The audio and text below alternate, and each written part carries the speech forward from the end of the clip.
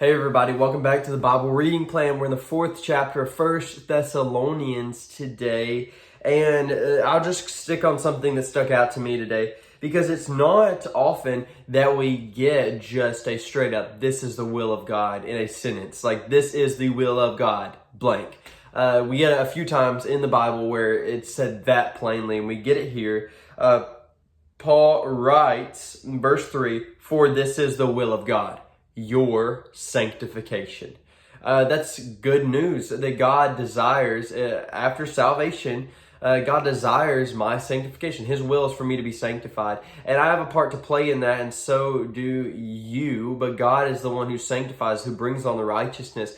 We have to be willing. We have to submit ourselves to God. We have to, be willing to follow these rules and these things that He's guided us in. And Paul sticks on, when talking about sanctification, he sticks on abstaining from sexual immorality, that we know how to control our own body. And he says right here, in holiness and honor, we're to control our body. So that's God's will for our lives, is for us to be sanctified and to hold ourselves up in holiness and honor. And then he says right here, not in the passion of lust like the Gentiles who do not know God. So a sign of knowing God is holding your body in holiness and honor, and then respecting other people's bodies in holiness and honor. That's what he says here, that no one transgress and wrong his brother in this matter. That's goes back to when Jesus says, it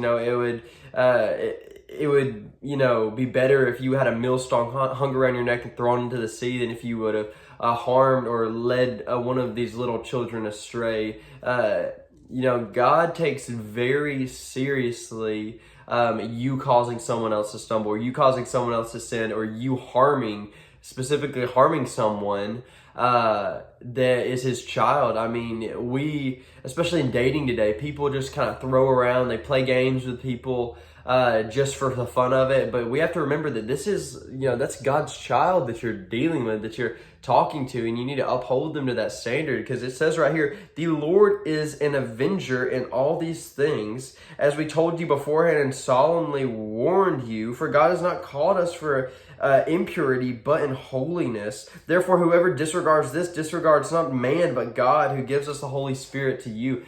That's terrifying. Like, that is so scary to me, hearing that the Lord is an avenger. And what that tells me, and what that might tell you today, is that, we've been saved from sin, the punishment of sin, but God still punishes sin on this earth. God still avenges sin. You can escape the eternal punishment for sin, but there are still consequences for sin on this earth. This isn't just Christianity doesn't mean you can just get away with whatever you want to, right? It's not no consequences for the rest of your life card. No, there are consequences for it. And this is, God is an avenger. And Paul's saying, we've warned you about this. He desires your sanctification, but you also can't go around, leading your brothers or sisters into, he says right here, sexual sin.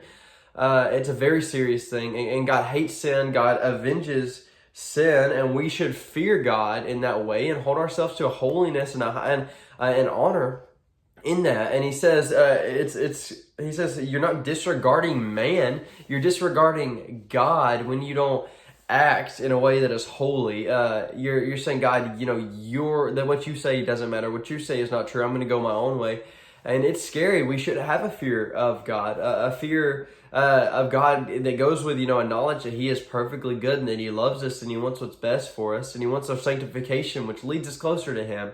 But we also should have that healthy fear of God, that He's perfectly holy, and He's perfectly just, but His wrath has been satisfied through Jesus on the cross. But that doesn't mean that we can just go around and have no consequences for anything we do, right? But thank you for joining me today in the Bible reading plan. I would pray about this chapter and just ask God, is there sin in my life that I need to confess? Is there any place in my life where I'm disregarding God? And you can get back to that, because He wants to have a relationship with you. He's patient with you. He wants to guide you. He's not waiting for you to mess up just so He can, rain punches down from heaven. He wants to help you, wants to sanctify you, wants to lead you as his child. But we should also just not just live life flippantly, right? Thank you for joining me in the Bible reading plan. I hope to see you tomorrow. Bye.